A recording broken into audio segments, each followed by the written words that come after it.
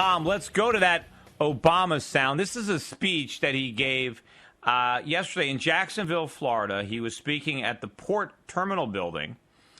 And here is the first cut of sound of Obama basically congratulating himself on what a good job he's done and how great the economy has performed under his presidency. He's got to be kidding, but have a listen to it anyway. Cut number 5. So you add all this up, and over the last 40 months, our businesses have created 7.2 million new jobs. 7.2.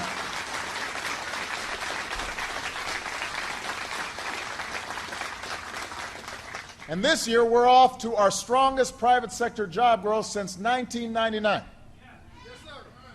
Strongest job growth in, over a decade. Yeah, well, what the president forgot to mention is the jobs that are being created are part-time jobs, temporary jobs, low-paying jobs.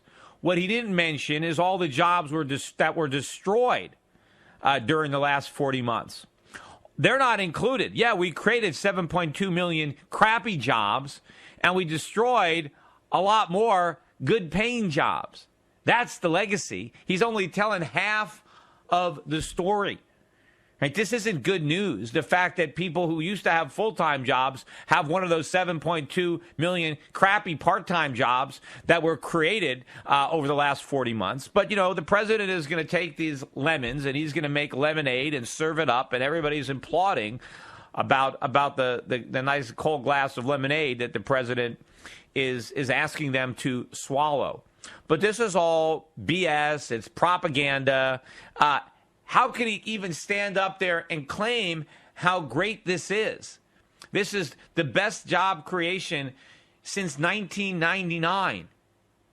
1999. I mean, how we had far fewer unemployed people back then. We had a much higher percentage of the population in the labor force back then. How is he claiming that this is the greatest that the labor market has been since 1999? Here's some more of the world according to Obama, cut number 6. So today we sell more products made in America to the rest of the world than ever before. Our exports have surged. We produce more natural gas than any country on earth. We're about to produce more of our own oil than we buy from overseas. That's the first time that's happened in nearly 20 years.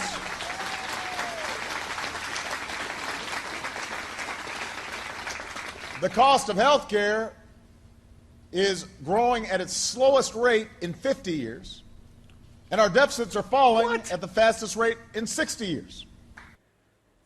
I mean, come on. I mean, who the hell, he can even write this stuff, let alone have Obama read it from his teleprompter. The cost of health care is growing at its slowest rate in 50 years. How could he even get away with saying something like that? Now, maybe he doesn't include health care insurance as part of health care. Is that the loophole he's talking about, that insurance is excluded from the cost of health care? What the hell is this guy talking about? Rates are rising faster than they've ever risen in history, and he's saying it's the lowest in 50 years? I mean, it stretches the bounds of credulity so far. Why isn't the left, at least, calling him on this? He's also saying the deficit is falling at the fastest rate in 60 years.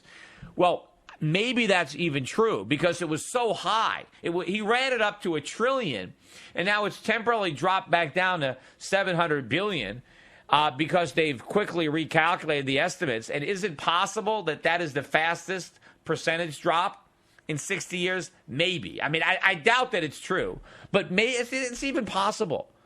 But to say that's like, I always use these school analogies. So, let's say I was getting all A's, and now all of a sudden I got a bunch of F's, and then my grades improved to a D, and I'm going to say, well, look, this is the greatest improvement. Percentage-wise, I've gone up an entire grade. I was getting an F, and now we're getting a D.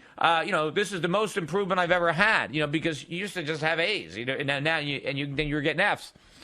But Yeah, you run up trillion-dollar deficits. You have the biggest deficits in the history of America. And then temporarily they come down a little bit. And you can say, hey, I've shrunk the deficit faster than anybody. Yeah, only because you ran it up faster than anybody. And even though it shrunk, even if this was the deficit, that what it shrunk to, this is still higher than any other deficit and any other president. So you're somehow going to spin this into a good thing, that the deficit I ran up to $1 trillion is now only $700 billion. So I did a great job because I shrunk it to $700 billion faster than anybody else. Nobody else has ever had $1 trillion deficit to shrink, so it's unprecedented anyway. But you know what? It's not even going to stay there. But also, I mean, how many lies can he put into one little, paragraph, 5 sentences? He talked about how we're selling more products made in America than ever before. No, maybe if you count our gasoline that we're exporting, but we're not. I mean, our trade deficit is getting worse. Manufacturing is losing jobs. The president, in those 40 months where president is talking about all these jobs that were created, we lost hundreds of thousands of manufacturing jobs. They're not here anymore. The trade deficit is growing. It's not shrinking. Yes, we are exporting gasoline. No thanks to the president. In fact, one of the reasons we're exporting all this gasoline is because we're too poor to afford it. We don't need it anymore. We're not going to work anymore. We don't need the gasoline, so we're selling it to the Asians and the Europeans. But that's not a good thing because we're so poor we can't afford to drive anymore. But yeah, we are exporting gasoline. But, that's oil we're extracting out of the ground. No thanks to President Obama that we're able to get that oil out of the ground. But we don't have a resurgence in our manufacturing. We're not making more products and selling them around the world. We're buying more products that are made in other countries. Our imports are at record highs. What is he talking about? Here's a little more. Cut number 7. And if we don't make the necessary investments to ensure that America's a magnet for good jobs, investments in education, manufacturing, research, and transportation and information networks, we're just waving the white flag of surrender to other countries as they forge ahead in this global economy. That kind of attitude is saying there's nothing we can do to help middle-class families compete and win and grow. And that's Yeah, so in other words, if we don't adopt a socialist form of government, we're waving the right flag and surrendering. If the government doesn't take the lead and spend money on education and research and transportation and information and all this nonsense, just like the Soviet Union did, if we don't have all this spending, well, we're going to lose. No. If we do the spending, we'll continue to lose because we're already doing it. I mean, how can this president stand there and say that the way we're going to help the economy turn around is to spend more money on education? We have wasted enough money on education. Remember, I mentioned in Detroit, right? Half the population is functionally illiterate. How much money did Detroit waste educating these functional illiterates? Because, they all graduated from Detroit public schools and they learned nothing. Is the way to turn around Detroit to spend more money that they don't have on schools that don't work? No. More money on education is not the answer. Less federal spending on education is part of the answer. Right? We need less government. We need the government to do less of the things that it's doing, not more of the things that cause the problem. But, President Obama is clueless. He just stands up there and makes his speeches, living in a fantasy world, right? Having no clue what he's talking about. And, the public, of course, they applaud it because they have no idea, what they're listening to either. I mean, who knows? Maybe they bust those people in there and they get the flunkies in there that are going to applaud, to what the president is going to say. We'll take a break from this because I want to take some calls. Next.